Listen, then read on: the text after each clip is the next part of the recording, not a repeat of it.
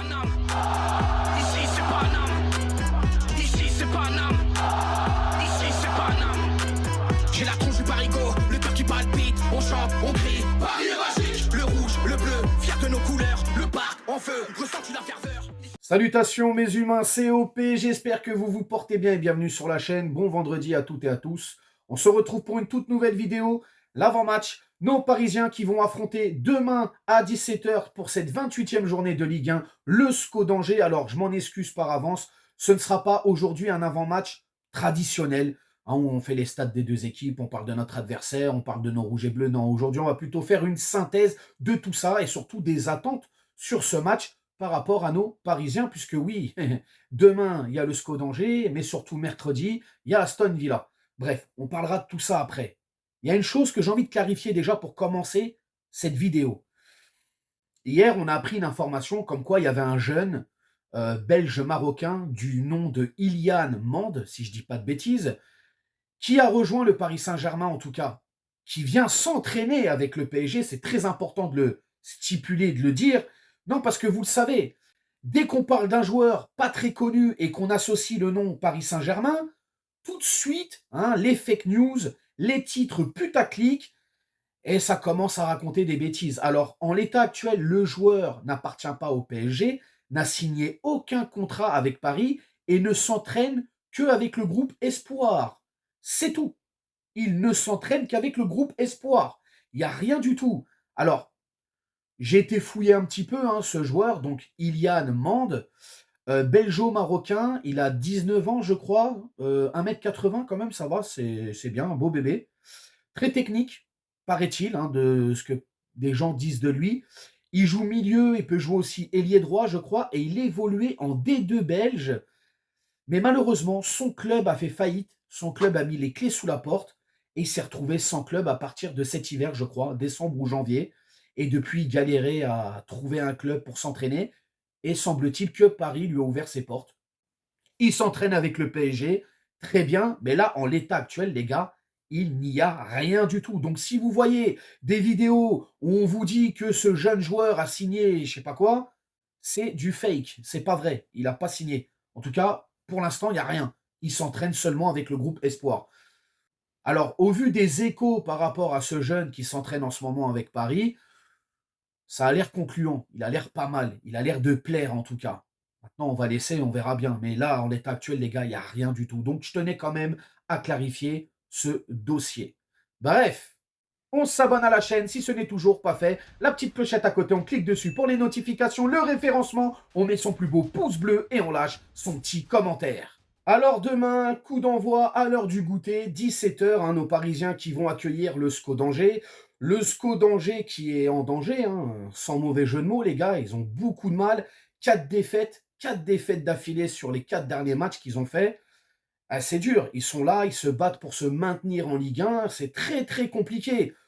Le SCO d'Angers, on les connaît, hein, c'est une équipe quand même qui n'hésite pas à jouer, qui aime bien prendre la largeur du terrain, qui aime beaucoup attaquer sur l'aile gauche, qui tente pas mal aussi, qui aime bien le jeu en profondeur. Bref, je pense que demain, voilà, on n'aura pas affaire à une équipe qui va mettre le bus et qui va nous attendre. Ça va être plutôt une équipe, je pense, qui va jouer. Hein. De toute manière, on le voit, hein, sur toute la saison. On est loin du stade de Reims, hein, au SCO d'Angers. En tout cas, moi, c'est ma vision des choses. Bref, les gars, faut pas que j'oublie. On a eu notre sanction. Eh oui, ça y est. On connaît la sanction du Paris Saint-Germain pour les fameuses banderoles et les chants face à Monsieur Rabiot et sa maman. Véro! Ah, Véro, Véro. Ah, excusez-moi, j'ai craqué. Donc voilà, on a une fermeture partielle de la tribune Auteuil pour le match contre le Havre. Alors, bien évidemment, maman Rabiot a tout de suite pris son téléphone, a appelé l'after, a appelé tout le monde, le président, même CTLM, Cofidis, elle a appelé tout le monde, tous les organismes qui existent, pour se plaindre que la sanction, c'était pas normal. Quand c'est les autres, c'est tout de suite. Quand c'est Paris, c'est dans 2 mois. Bon bref, il faut arrêter avec cette hypocrisie, hein. Il y a des clubs qui ont fait pire que nous, voire la même chose.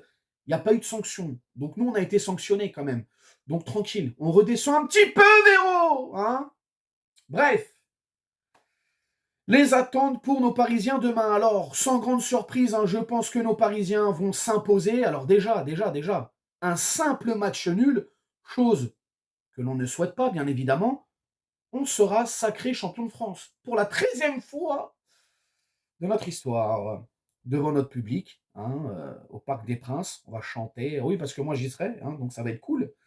Bon, après, c'est vrai que l'affiche ne fait pas trop rêver, c'est le SCO d'Angers. Mais voilà, on pourra fêter le titre à la maison.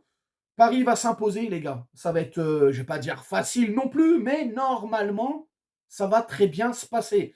Va falloir être sérieux, les gars, pas nous faire comme contre Dunkerque. Première mi-temps catastrophique. Un but avant la 10e minute, un deuxième après, et on attend la 45e pour revenir au score un petit peu. Non, les gars, faut pas. Là, on est sérieux. Il y a Aston Villa qui arrive mercredi. Donc demain, bien évidemment, ce n'est pas un match de répétition, quoi que ce soit. Mais je pense qu'on aura des prémices de ce qui va se passer contre Aston Villa. Je le répète encore une fois, c'est le SCO d'Angers. Ce n'est pas la même intensité, ce n'est pas la même adversité. Mais au niveau du 11 de départ et de quelques phases de jeu, je pense qu'on va répéter des gammes. Vous m'avez compris. Les gars, du sérieux. Demain, on fait attention. On ne se laisse pas avoir. On est concentré. On attaque ensemble. On défend ensemble. Et on va chercher cette victoire pour fêter dans les meilleures conditions ce titre de champion de France. Bien évidemment. Alors, au niveau de l'infirmerie, il n'y a que Kanguini qui est indisponible. Donc, je pense que demain, ça va aussi tourner un petit peu. Quoique, je m'attends quand même à ce qu'ils mettent Luis Enrique. Je ne vais pas dire la grosse équipe, mais allez, 90% des joueurs qui seront sur le terrain demain débuteront contre Aston Villa. Je le vois comme ça, personnellement, les gars. Bien évidemment, je demande aussi de la solidité défensive. Parce qu'au niveau des coups de pied arrêtés, les gars, c'est catastrophique. Les premiers poteaux, les deuxièmes poteaux, le jeu aérien.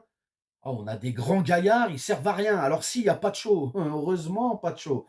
Pacho qui est là pour prendre les ballons de la tête. Il les attire, les ballons, Pacho. Il est incroyable, ce jeune. Il est incroyable. Mais c'est pas suffisant, les gars. Donc, va falloir de la solidité défensive et faire le boulot, tout simplement. Asphyxiez-moi cette équipe du SCO d'Angers.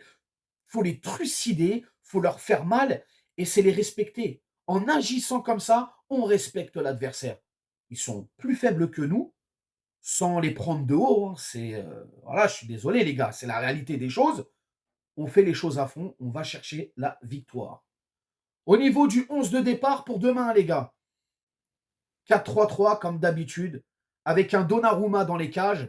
La charnière centrale, je pars avec Marquinhos et Pacho, sachant que Marquinhos, malheureusement, ne sera pas présent pour le match aller de ces quarts de finale face à Aston Villa. Donc, à mon avis, demain, il va débuter. Hakimi à droite, Nuno Mendes à gauche. Le milieu de terrain, je pars avec Ruiz, Vitinha et... Allez. Ouais, je vais mettre Warren. Voilà, je vais mettre Warren. Pour l'attaque, je partirai avec, allez, Dembélé, Gvara. J'hésite entre Doué et Barcola. Allez, je vais mettre Désiré Doué. Donc Désiré Doué à droite, Gvara à gauche et Dembélé dans ce rôle de faux neuf. D'ailleurs, Dembélé. Les gars, c'est incroyable. Il est en train de prendre une dimension, je le répète à chaque fois, mais là c'est un sérieux client pour le Ballon d'Or, les mecs, en espérant qu'on fasse une grande épopée européenne. C'est bien parti pour, en tout cas. N'ayons pas peur, les gars. Au niveau du score, allez, le score, je vais être gourmand, je vais mettre un petit 5-1. Voilà, 5-1 à la maison. Pour nos Parisiens, on va se régaler et on va fêter le titre comme il se doit avec cette victoire et ces 3 points. Vous allez me dire, bien évidemment, dans les commentaires, comment vous sentez ce match. Est-ce que c'est un match piège? Est-ce que vous pensez que le PSG va se relâcher ou le Paris Saint-Germain va déboîter son adversaire, lui péter le caisson comme il se doit? Vous me dites tout dans les commentaires. N'hésitez pas à vous abonner, partager, liker. Et nous, bien évidemment, mes humains, on s'attrape demain en direct du Parc des Princes pour vous faire vivre ce match en totale immersion et surtout la victoire et le titre, bien évidemment. Prenez soin de vous et je vous dis à demain. Ciao, ciao. Nique sa mère, les foutiques, c'est l'UTES que j'incarne. Paris capitale et là les gars capitulent. On voit toute ton équipe face à Navas, t'es ridicule. Je suis dans une école 80.